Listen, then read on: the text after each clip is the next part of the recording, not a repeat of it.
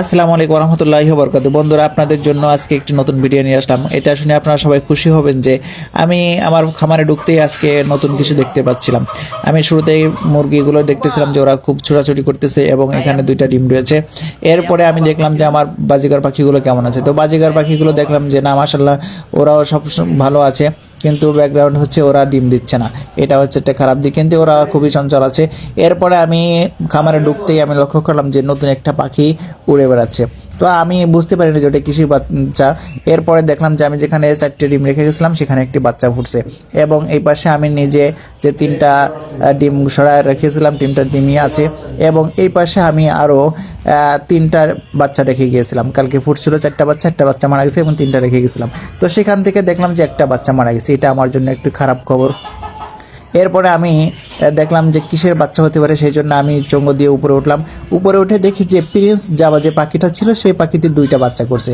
একটা বাচ্চা উড়ে বের হয়েছে আর একটা বাচ্চা এখানে চুপচাপ করে বসে আছে।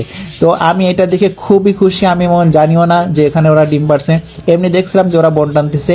তো আমি ক্যামেরা নিয়ে যখন ওখানে ভিডিও করতেছিলাম, তো ওই সময় একটা বাচ্চা উড়ে এসে এবং নিচে পড়ে যায়। তো আমি ভাবলাম তাহলে এই সুযোগে উপর থেকে একটা ভিডিও নিই। তো আলহামদুলিল্লাহ, এটা হচ্ছে আমার খামার।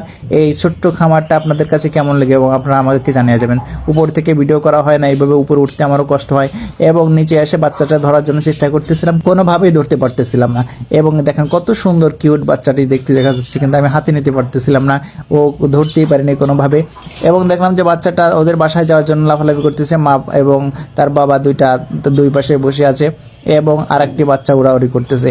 একটি বাচ্চা যেটা নিচে উড়ল দিয়ে পড়ে গেছে, সেই বাচ্চাটাও উপরে চলে গেছে, এবং বাচ্চাটা তাদের বাসায় যাওয়ার জন্য লাফালাফি করতেছিল। তার মা এবং তার বাবা ওখানে ছিল। তো আমার কাছে খুবই ভালো লাগছে এই বিষয়টা দেখে। কিন্তু একটা খারাপ বিষয় হচ্ছে আমার 2টা গুগু পাখির বাচ্চা মারা গেল। তো এটা হচ্ছে একটা পাখি আরেকটা পাখির উপরে বসে থাকে। যেখানে 2টা পাখি বসা যায় সেখানে ওরা 3টা 4টা পাখিও বসে থাকে। এই জন্য হয়তো চাপা খেয়ে পাখিটা মারা গেছে। তো আলহামদুলিল্লাহ, তারপরও আমার জন্য ভালো খবর যে প্রিন্স জাভা পাখিগুলো এখানে বাচ্চা দিয়ে বাচ্চাও বড় হয়ে বের হয়ে গেছে, তারপর আমি দেখতে পাইলাম। তো সব মিলে এখন ভালোই আছি আলহামদুলিল্লাহ। আপনারা আমার পাখির জন্য দোয়া করবেন, আপনাদের জন্য দোয়া রইল। তো সব মিলে আলহামদুলিল্লাহ, মাশাআল্লাহ, ওরা আমাকে অনেক বাচ্চা দিচ্ছে। তো বাচ্চাটাকে নিয়ে আমি লড়াচড়া করতেছিলাম, এবং আসার সময় দেখলাম যে আরেকটা মুরগি ওখানে বসতেছে, হয়তো ডিম পারবে। তো সব মিলে ভালো আছি, সুস্থ আছি আলহামদুলিল্লাহ।